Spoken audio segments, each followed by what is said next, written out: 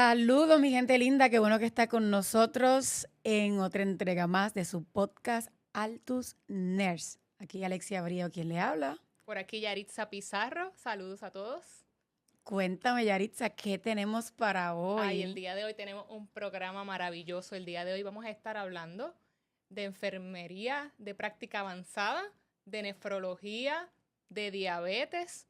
Así que el día de hoy nos acompaña una gran mujer, una líder de Puerto Rico, recientemente galardonada como Mujeres Destacadas de la Salud por la Asociación de Hospitales. Presento a Marien Sade, bienvenida. Ay, saludos. Muy bien, muchas gracias por esta invitación. Encantada de estar aquí con estas dos tremendas profesionales, Alexia y Yaritza, mis amigas también. Gracias por decir que sí, Marian. Ay, Dios mío, quisiéramos preguntarte tantas cosas. Vamos a ver cómo hacemos esto, porque yo quiero que tú me hagas una línea de vida completa, una línea de tu trayectoria. Porque yo sé que tú fuiste directora de Lifelink y ahí fue que comenzamos nuestra interacción profesional y después se fue volviendo un poquito más cerca y ahora pues somos amigos, ¿no? Somos amigas. Es así. Pero antes de esa trayectoria tuya de Lifelink, tráeme un poquito a lo que hiciste, cómo fueron tus inicios.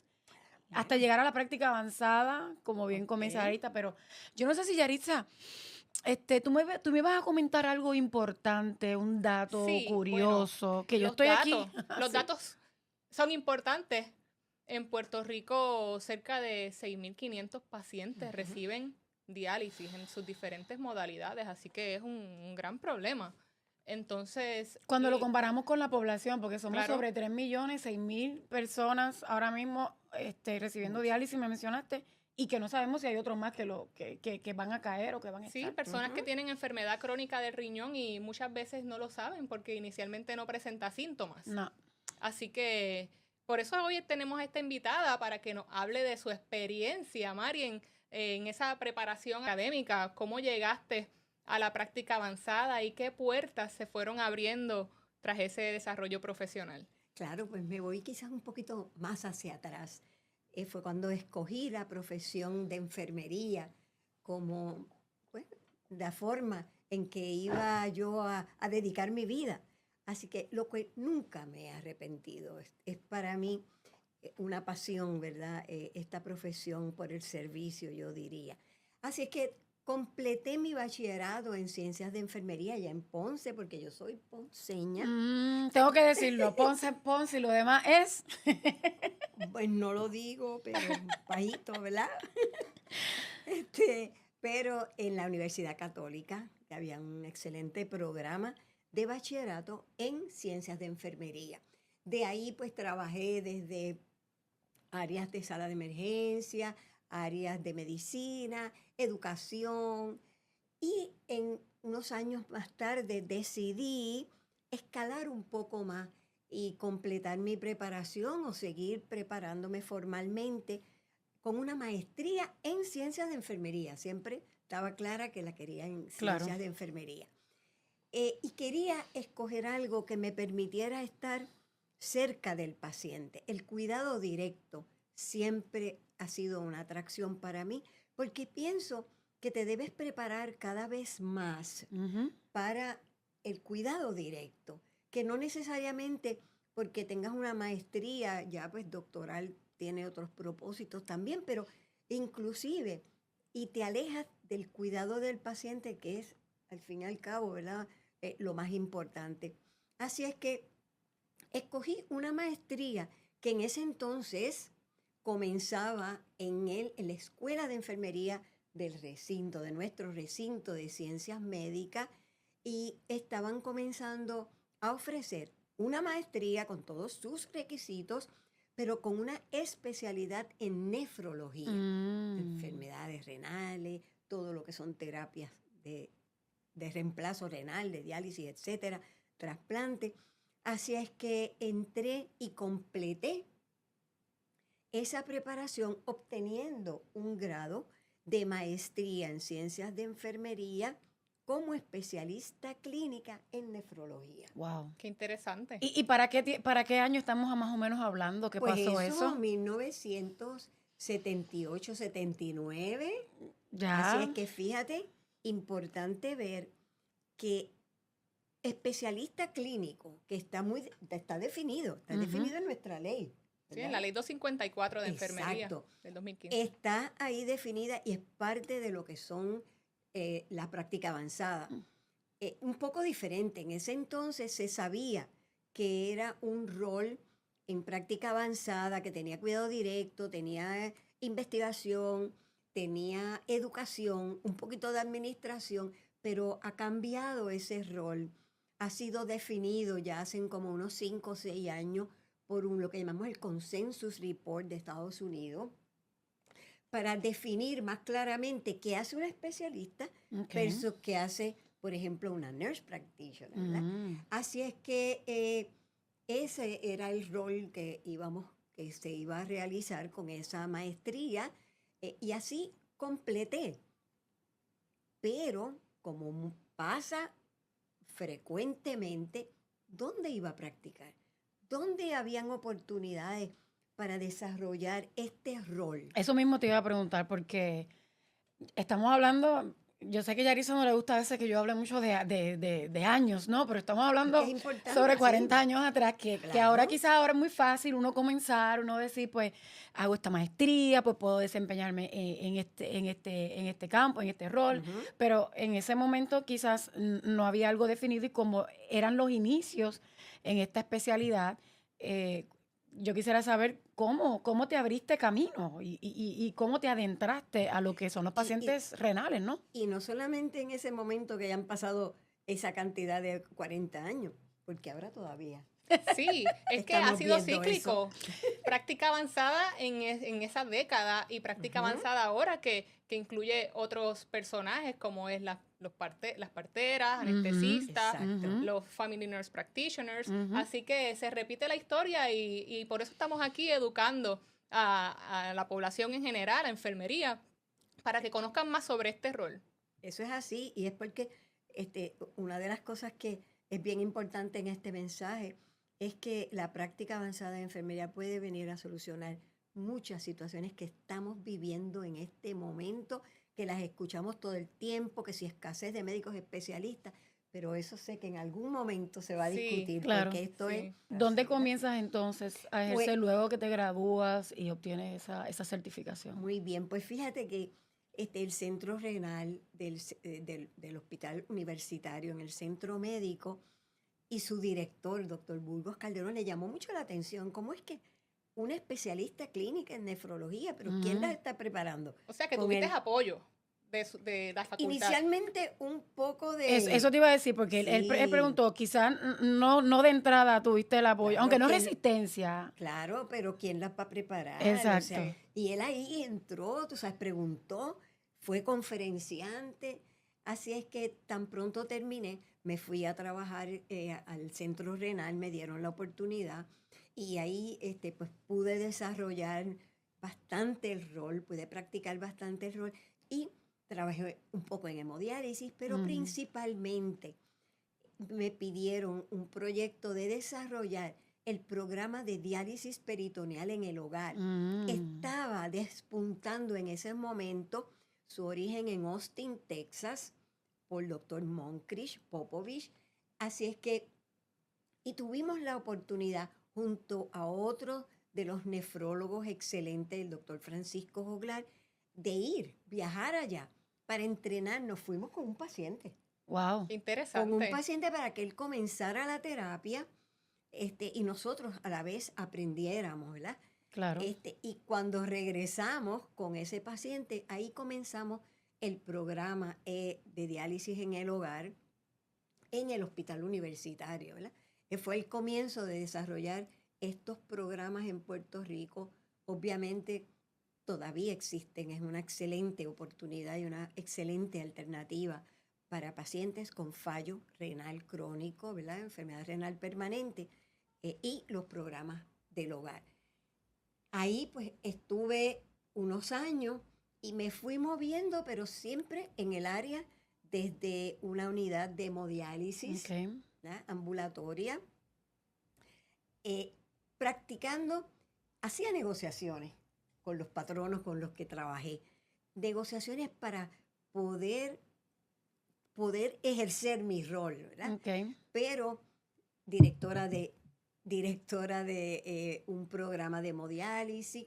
De ahí me fui al auxilio mutuo y siempre traigo esta anécdota en el sentido de que la Sol, ¿verdad? Una hermana que dirigía el programa de enfermería o el servicio de enfermería en el Hospital Auxilio Mutuo, pues me decía, o sea, yo estoy reclutando, pero ¿qué es lo que realmente tú vas a hacer? No se sabía.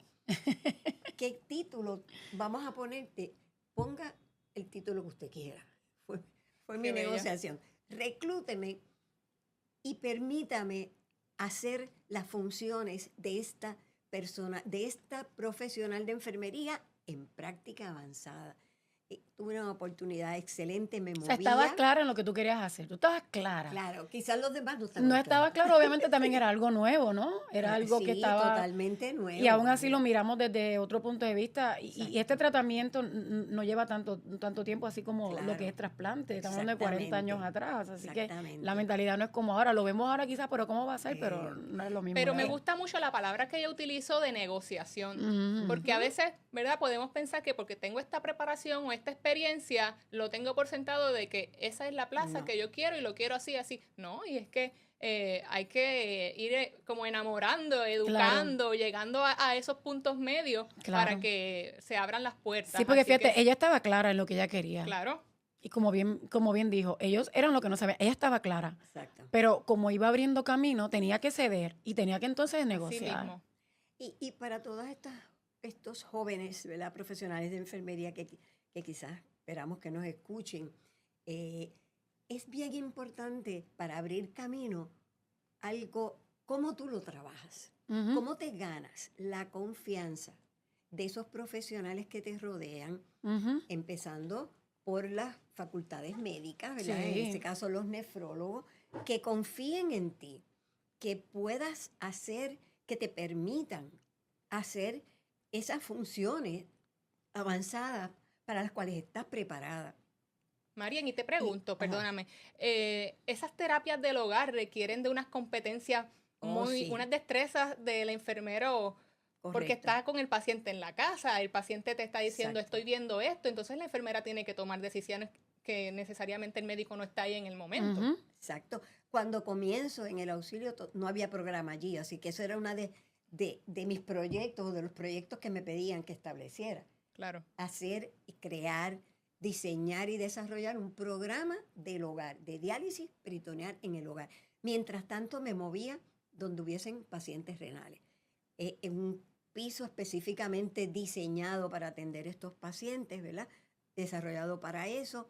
Hemodiálisis es que iba de unidad en unidad, siempre viendo los pacientes, dando ronda, además de algunas funciones administrativas, pero cerca del paciente. Recuerdo que estaba en todos los pasillos del auxilio, porque entonces los nefrólogos, importantes, comenzaron a referirme a los pacientes para la fase de orientación y de dirección hacia qué modalidad iban a escoger.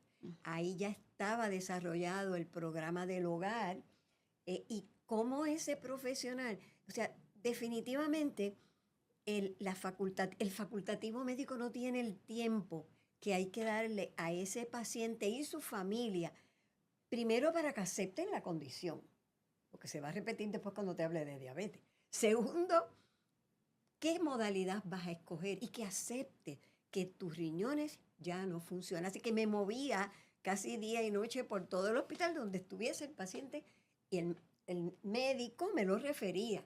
Así que ahí tú ibas dándole esa confianza de que tú podías hacer eso, de que tú podías guiar al paciente hacia seleccionar una modalidad y a la misma vez establecer ese equipo de trabajo con esas otras personas, no solamente el nefrólogo, trabajo social, yo iba con las trabajadoras sociales, con la nutricionista, un equipo interprofesional. Excelente. Que yo creo que es tan importante en este momento. Y Me imagino que toda ese preámbulo profesional, esa trayectoria fue lo que te fue preparando y no sabías que venía en camino el reto de Puerto Rico Lifelink, que aprovecho para... Sí, ahí, Esto ahí, es ve- el ahí signo de veo. infinito, Ahí veo que la lo tienes. campaña de Lifelink. Entonces, que Eso es muchas así. personas la conocen como la exdirectora del programa de Puerto Rico Lifelink, Claro. pero toda esa trayectoria profesional que vino antes Pero de esa ese transición, milestone. ¿cómo fue esa transición entonces ya Bueno, de esa- venir de tu práctica avanzada, de comenzar a abrir camino, de establecer el programa? Entonces ahí esa Sí, oportunidad de porque de trabajar con ahí me Lifelink. moví a otra organización de diálisis, ¿verdad? Claro. Es porque ellos tenían mucho interés en que se desarrollaran estos programas del hogar en la isla.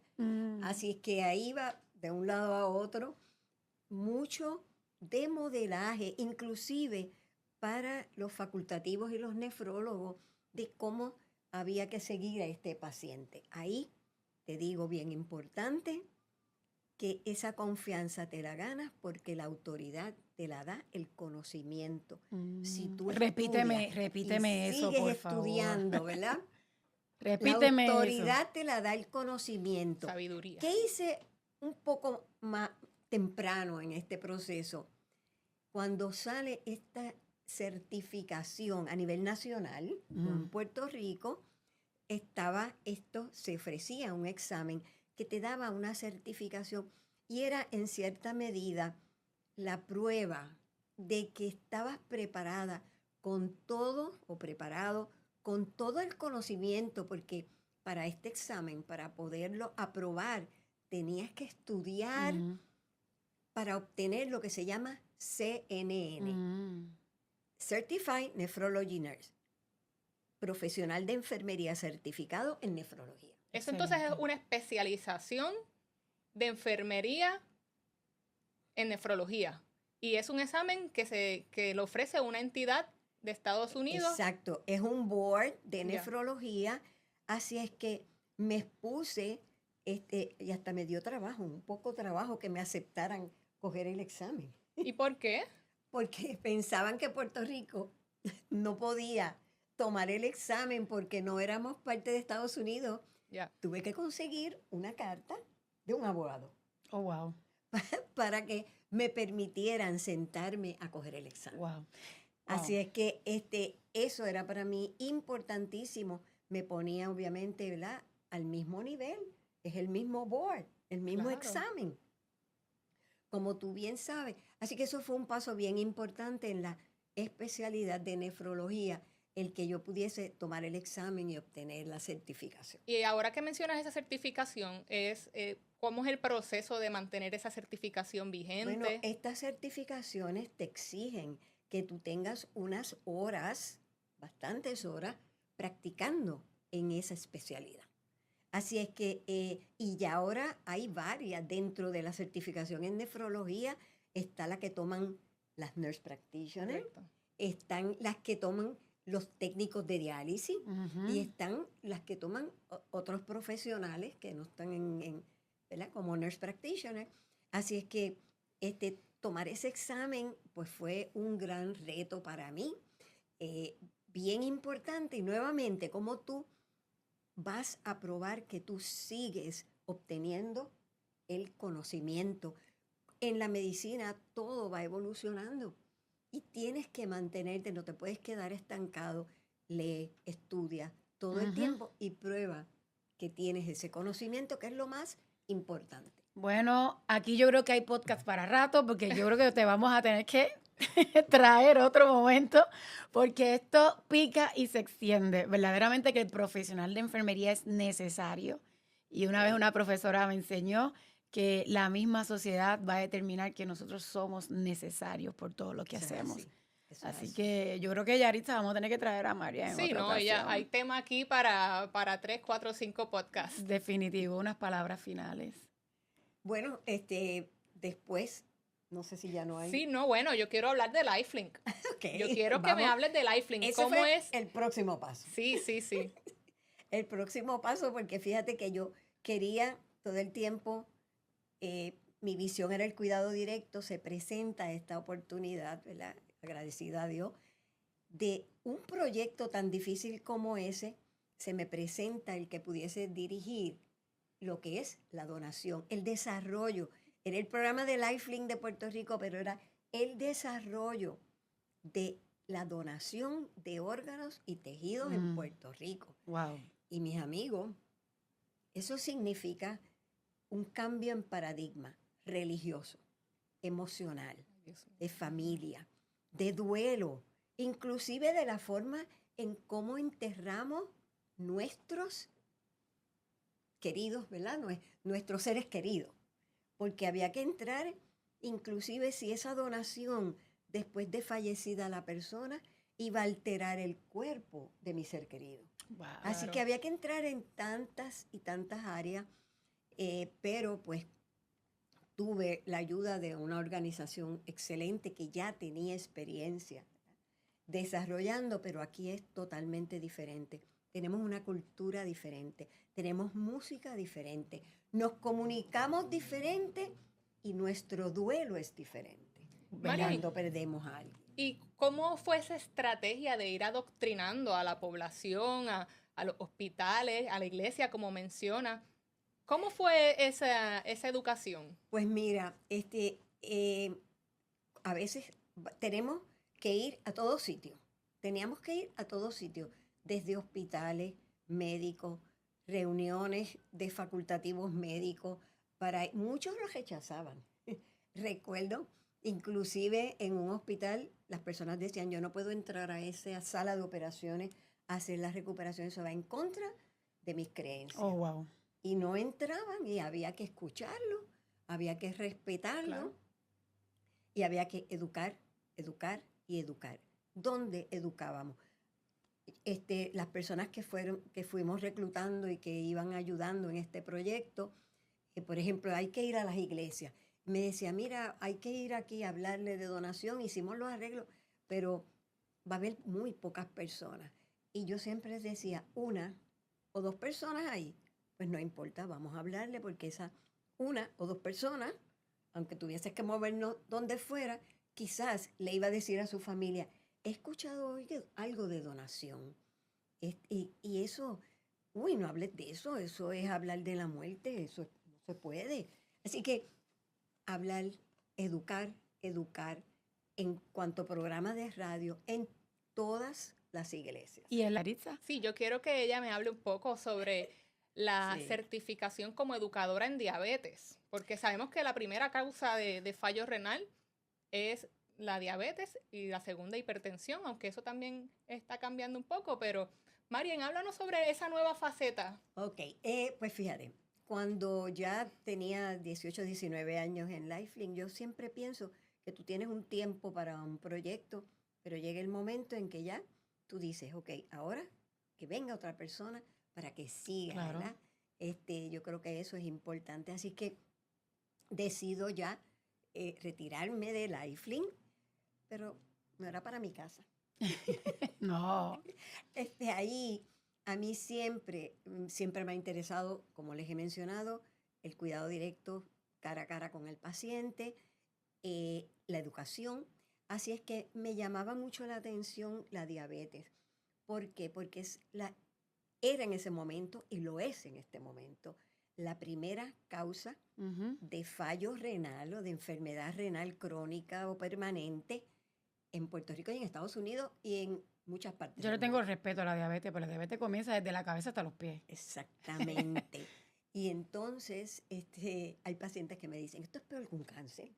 Sí. La diabetes. Bueno. Te deja ciego. Te daña el corazón, te daña los microvascular, riñones, macrovascular, todo. Es que te afecta te daña todos los sistemas. la circulación, todo, literal. Marian, ¿y cómo es eso? El día a día. Ok, te digo rápido. Sin embargo, todo eso pudiese prevenirse con educación, con tratamiento. Sí, sí. Okay. El día a día, cuando llegas a la oficina, ¿cuál es tu día a día? ¿Cuál es esa interacción directa? Cuéntanos. Antes de eso te voy a decir algo. Les hablé de la certificación de prepararte. Cuando ahí me entero también, cuando empiezo a coger los cursos, que hay una certificación de diabetes. Exactamente. de educadora en diabetes. Ya. ¿Verdad? Certified Diabetes Care and Education Specialist, ¿verdad? Por sus siglas en En inglés. Así que había que coger ese examen y estudiar para coger ese examen. Muy difícil. La primera vez no lo pasé. Y para coger el examen... Qué honesta, qué honesta. Claro. Y para coger el examen había que trabajar más de 500 horas. Wow. Así que me fui a un hospital Pero universitario. trabajar no como educadora, sino como unas horas, diríamos. Practicando con personas con diabetes Ok. o no cualificadas para coger el examen. Así es que un poco como nefrología también, pero Sí. aquí. Así que me fui al hospital universitario, me aceptaron allí. Me fui allí y me fui también con la doctora Miriam Allende, que trabajo con ella en una endocrinóloga espectacular. Y entonces ahí practiqué hasta que pude pasar mi examen. Wow. Eso es determinación. Ella quería hacer su certificación, hizo sus horas y luego el examen, que eso es otra práctica, el examen, la preparación, que otro día vamos a Exacto. hablar de cómo se prepara Claro. para esa Mira, reválida. Bien importante a estos jóvenes que nos escuchan y ustedes, si vas a hacer algo, prepárate, o sea, no te limites. Pero ya con esto estoy bien, si ya cogí este curso, no sé. No. No. Si tú respetas tu profesión, si tú respetas el servicio que das, es tu responsabilidad que si lo vas a ofrecer, hazlo con el máximo, prepárate como mejor puedas. Claro. ¿Cuál es el estándar? ¿Ese examen? Pues entonces ese examen. Y si no lo pasas de la primera, pues No olvídate. importa. Sí, no frustrarse, la Ya gente. tienes el no. conocimiento ahí. Sí. Muchas veces estos exámenes son estrategias. Claro. Claro, ay no, yo no me voy a exponer, eso hay que estudiar mucho. No. Si esa es tu responsabilidad, si esa es tu selección, hazlo con responsabilidad y prepárate al más alto nivel. Yo Claro. creo que eso es bien importante. Pues, ¿cómo es mi día a día? Bien rápido y quizás en otro momento, ¿verdad? Podemos explicarlo más en detalle. Fíjate tú, Puerto Rico tiene una de las prevalencias más altas. Para el 2022, 15.8 de nuestra población tiene diabetes. Si lo comparas, eso fue para el 2022. Wow. Si lo corriges por edad, baja a 14.9. Pero si lo comparas con Estados Unidos, está en 8.8 Estados Unidos. En prevalencia de diabetes. Así que tenemos un serio problema de incidencia, prevalencia de diabetes en nuestro Puerto Rico, en nuestra isla. Y eso lo podemos explicar por qué, ¿verdad? Ser hispano, tener esta cantidad de familias, si tienes mamá y papá diabéticos, tienes un alto % de probabilidades de desarrollar diabetes. Así que si hay una condición donde hay que educar, es el diabetes. Pues entonces, así que esa prevalencia es importante. Las complicaciones, como tú las mencionaste ahorita, son increíblemente, especialmente muy impactantes. Y ahora ha cambiado el enfoque de esta intervención con la persona con diabetes, porque ahora es cardiorrenal metabólico, porque la incidencia de enfermedades cardiovasculares en la persona con diabetes es altísima, nada más por tener diabetes. La incidencia de tener enfermedad renal crónica, CKD, Chronic Kidney Disease, enfermedad renal de diabetes, es altísima, ya les dije que es la primera causa de enfermedad renal en Puerto Rico. Metabólico, porque lo que es el desbalance metabólico que crea la diabetes, especialmente en el tipo 2, diabetes tipo 2, que son la mayoría, son como 8 o 9 defectos que ocurren en el organismo relacionados a la diabetes tipo 2. Entonces, no puedes solamente ver el nivel de azúcar, tienes que ver los lípidos, colesterol bueno, colesterol malo. Tienes que ver la función renal desde temprano. Vamos a vigilar si hay signos de que ese riñón está comenzando a fallar. Fíjate que en el tipo 1 tipo 1, común en niños, adolescentes, adultos jóvenes y ahora adultos mayores también. En esa persona con tipo 1, a los 10 años ya pueden estar desarrollando, y estamos hablando aquí de enfermedad renal, a los 10 años de su condición. Y toda esta información es lo que conlleva la educación en la clínica, o tú lo vas Exacto. viendo quizás por Okay, generación, ¿no? ¿Verdad? Buena pregunta. ¿Cuál es la intervención? Está descrita para educadores en diabetes, eso es un modelo de intervención. Obviamente la primera intervención haces un historial, ahí ya sabes qué medicamentos usa, ya sabes cuánto sabe esa persona, cuánto sabe de su tratamiento. Las intervenciones son 7 comportamientos que están descritos en este modelo de intervención, bien importante, centrado en el paciente. En esa primera visita yo digo, ¿qué es lo que tú quieres saber de toda esta terapia? ¿A qué tú le darías prioridad? Así que él es el que me va a ayudar, o con él es que yo voy a establecer el plan educativo. Claro, Excelente. es yendo Es por lo que el centrado. paciente quiere hacer primero para Claro. entonces ir ganándote esa confianza y ir llevándolo a las diferentes fases. Pero hay 7 comportamientos con los que vamos a trabajar y es alimentación, lo que se llama alimentación saludable, healthy eating. Una sesión debe ser dedicada a alimentación, ¿no? Ejercicio, otra sesión, ejercicio. Monitoreo, tú te chequeas. Esas preguntitas siempre en lo que yo utilizo, ¿verdad? Para completar esa primera historia. ¿Cuántas veces te chequeas? ¿Tienes un sensor? ¿Qué tienes? Una vez, no, yo le tengo miedo a las agujas, yo no me chequeo. Ok, pues ya yo sé que no se monitorea, automonitoreo.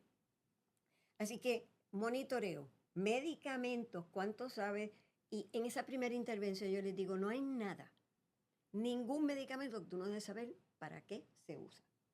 Así que esa parte educativa, medicamento y algo bien importante que se llama solución de problemas. Tú sabes qué hacer si te baja el azúcar y te da un bajón. Hay cosas que se le da prioridad en la primera. Si usa medicamentos que pueden producir un bajón, hay que preguntarle si sabe manejar un bajón de azúcar. Vale. ¿Ok? Interesante. Y otra cosa que se llama healthy coping en inglés. En español, ¿cómo manejas tu condición?